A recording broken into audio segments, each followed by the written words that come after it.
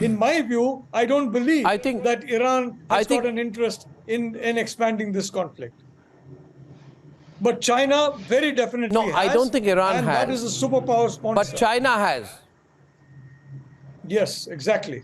I'd like Daniel to comment on this, please, from Tel Aviv, because China has gone more and more anti-Israel over the last few days. It has condemned Israel. It has said that Israel's actions have gone beyond the scope of self-defense.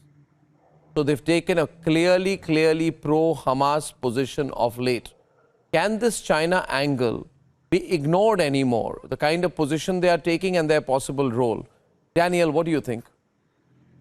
Yeah, it's the proverbial pot calling the kettle black. We all know the Russians also have not condemned the Hamas terror attack, and we all know both their track records in dealing with militant Islamists in their own backyards, where they use tactics and military methods infinitely more severe.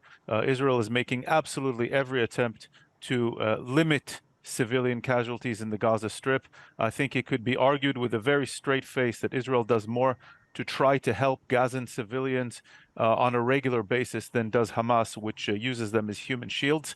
Israel has hundreds of Palestinians being treated constantly and around the clock for cancer in Israeli hospitals, treatments they cannot get in the Gaza Strip, and it implored numerous times Gazan civilians to leave south to avoid the areas of fighting, because it is known that Hamas uses hospitals, mosques, and schools to hide its infrastructure, to hide its weapon storage, and Hamas wants to see dead Gazans, dead Palestinians, so it could inflame the region against Israel. And Israel is stuck in a very difficult position here. It has to defend itself against this unwarranted attack. Our friend from New Delhi said, Al-Aqsa, I take Muslim visitors to Israel regularly to Al-Aqsa to visit. There is absolutely zero limitation of movement for Muslims to Al-Aqsa. In fact, it is controlled by the Jordanian Waqf.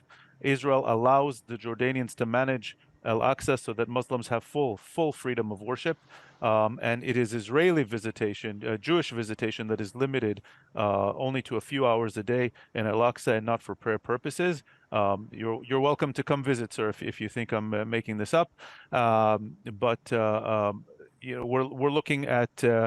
I get why they're doing it for geopolitical reasons. They get most of their oil from the Arab world and from Iran, and so they feel they need to criticize Israel. But it is hypocrisy.